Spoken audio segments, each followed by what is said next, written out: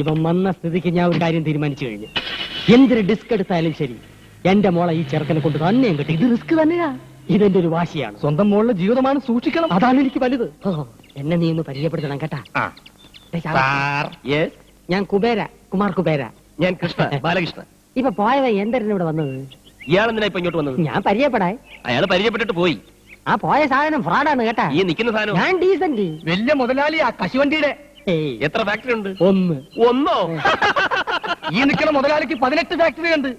എന്തൊരു ഫാക്ടറി? പടം പിടിക്കുന്ന ഫാക്ടറി. അതും കേരളത്തിന്റെ വിവിധ ഭാഗങ്ങളിൽ പറഞ്ഞു കൊടുക്കുകയെ. ഒറീസ, ബീഹാർ, രാജസ്ഥാൻ, വയറ് നിറഞ്ഞ്.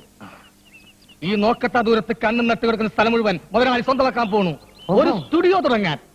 ഈ ഫോട്ടോ എടുക്കുന്ന സ്റ്റുഡിയോ അല്ല, യുമാറ്റിക്. ഡ്രൈവർ. ഇയാൾക്ക് മനസ്സിലായില്ല, ശരിക്കും പറഞ്ഞു കൊടുക്ക്. ഈ ടിവിയിൽ വന്ന സിനിമയില്ലേ, അത് പിടിക്കുന്ന ഫാക്ടറി. ദൂരദർശനൻ.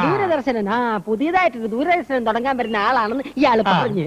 തോനെ കായാവൂലേ? ഓ, ഒരു 5 കോടി. എടോ പിയെ, ഇവിടെ പരിസരത്ത് എങ്ങനെ 5 സ്റ്റാർ ഹോട്ടൽ വല്ല ഉണ്ട് താമസിക്കാൻ? ഇല്ല സാർ. ഇല്ലേ? എങ്കിൽ ദൂരദർശന്റെ പരിപാടി ഇവിടെ വെച്ച് അവസാനിപ്പിച്ചിരിക്കുന്ന അച്ഛനോട് ഫോൺ ചെയ്ത് പറഞ്ഞേ. എന്റെ വീട്ടിൽ താമസിക്കാൻ പറയണേ.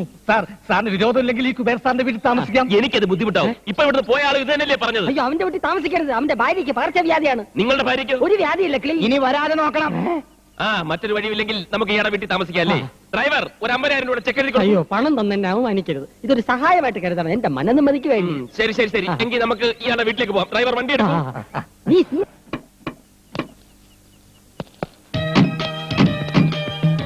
ഇതാണ് എന്റെ ഭവനം. അപ്പൊ അതോ? അതൊരു കൂതറ ദരിദ്രവാസിയുടെ. അയൽവാസി ഒരു ദരിദ്രവാസി. മൊത്തത്തിൽ ഒരു ചീപ്പ് ലുക്ക്. നമ്മുടെ സർവൻസിന്റെ കോട്ടേജിന്റെ അത്ര പോലും വലിപ്പമില്ല.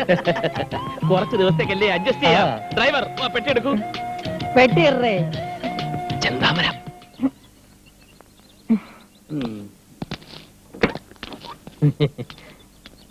എടേ, എന്താ എന്താ ഇവനെന്തോന്ന് ഇത് 10 കിലോ പെട്ടി വെച്ച് തിരിഞ്ഞളിക്കുന്നത്? തട്ടി തോളിക്കെട്ടടാ. കേട്ടടേ, തട്ടി തോളിക്കെട്ടടാ. ഇങ്ങോട്ട് പറയും, ഇങ്ങോട്ട് പറയും. ഇതൊക്കെ ഒരു നേക്ക.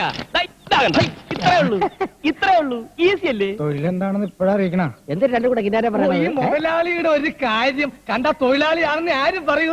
എടേ, അറിഞ്ഞുകൂടാത്ത വേലകൾ പറഞ്ഞു കൊടുക്കണേന് ഒരു തെറ്റുമില്ല. അത് ശരിയാ.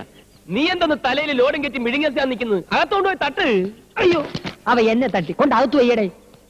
ചോമട് അകത്തുകൊണ്ട് തട്ടാ ഇപ്പൊ പറഞ്ഞു. ഈ ഭാഷകൾ എങ്ങനെ പഠിച്ച്? സംസാരിക്കാൻ വേണ്ടി മുതലാളി ട്യൂഷൻ എടുത്ത് പഠിച്ചതാ തന്നെ.